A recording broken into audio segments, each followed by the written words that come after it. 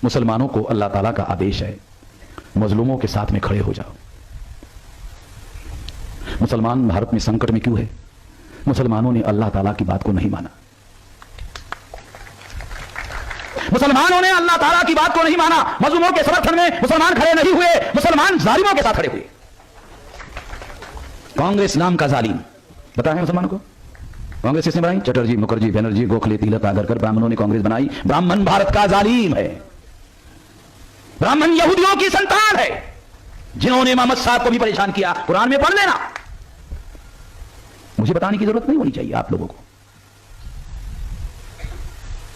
दुनिया में इस्लाम अगर फैला तो एक बड़ी वजह यह है कि उन्होंने मजलूमों के साथ समर्थन में खड़े होने की वजह से मजलूमों ने उसको स्वीकार किया। भारत में मुसलमानों ने मजलूमों का साथ देने के बजाय, मुसलमानों को यह तक पता नहीं है कि मजलूम है कौन। साथ देने की बात दूसरे नंबर पर है, उनको यही पता नहीं कि मजलूम भारत में कौन है। तो आपकी जानकारी के लिए बताता हूं, 3000 साल से ब्राह्मणों ने शेड्यूल कास्ट को दबा कर रखा, शेड्यूल ट्राइब को दबा कर रखा, बैकवर्ड क्लास को दबा के रखा। ये लोग मजलूम है, 3000 साल से दबा के रखा। और जिन ब्राह्मणों ने दबा के रखा, कांग्रेस को ब्राह्मणों ने बनाया, ब्राह्मणों को मुसलमानों ने 57 साल तक दिल्ली की गद्दी पर बिठाया। जालिमों का मुसलमानों ने साथ दिया। अगर जालिमों का मुसलमानों ने साथ दिया तो अल्लाह ताला बख्श देगा। अल्लाह ताला ना यहां बख्शेगा ना वहां बख्शेगा। उससे कोई बात छुपी तो रहती नहीं है। आप लोग कहते हो ना, अल्लाह ताला से कोई बात तो छुपी रहती नहीं है। आप लोगों को आदेश है मजलूमों के पास जाओ। ब्राह्मणों के धर्म ग्रंथ ब्राह्मणों को आदेश देते हैं मजलूमों से दूर रहो और मजलूमों की पिटाई करो। तो ब्राह्मण मजलूमों की बस्ती में गए और मजलूमों को कहा मुसलमान तुम्हारे दुश्मन है। समझ में आया क्या कहा? मजलूमों को कहा मुसलमान तुम्हारे दुश्मन है। उनके धर्म ग्रंथों में उनको कहा उधर मत जाओ। गए, वहां गए और उनके दिमाग में जहर डाला, मुसलमान तुम्हारे दुश्मन है। अल्लाह ताला ने मुसलमानों को आदेश दिया जाओ मजलूम जाओ। आपको आदेश होने के बावजूद भी नहीं गए, ब्राह्मणों को आदेश नहीं फिर भी गए और उन्होंने मुसलमानों के विरोध में भड़काया। कोई ब्राह्मण मुसलमान का घर नहीं जलाता, चाकू नहीं मारता। सारे बैकवर्ड क्लासेस के लोग मुसलमानों को मार रहे हैं। क्यों?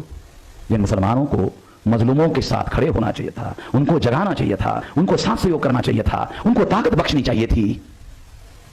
ताकत बख्शने का भी आदेश है अल्लाह ताला का। ताकत, मजलूमों को ताकत बख्शने का भी आदेश है। ताकत तो छोड़ो, आप लोगों ने जालिमों को ताकत दिया तो जालिमों का स्वभाव होता है मजलूमों के ऊपर अन्याय करे, अत्याचार करे। तो मजलूमों के ऊपर अत्याचार हो रहा है। 15 अगस्त तक मुसलमान मजलूम नहीं था, 16 अगस्त से मुसलमानों को मजलूम बनाना शुरू कर दिया। अब आप लोग भी हमारी लाइन में खड़े हो गए। ये अल्लाह ताला ने आप लोगों को यहां की दी हुई सजा है। अब वहां क्या सजा होगी वो तो बात का मामला है, उसके बारे में भी आपको डरने के लिए कहा गया है। सीधी सीधी बात है।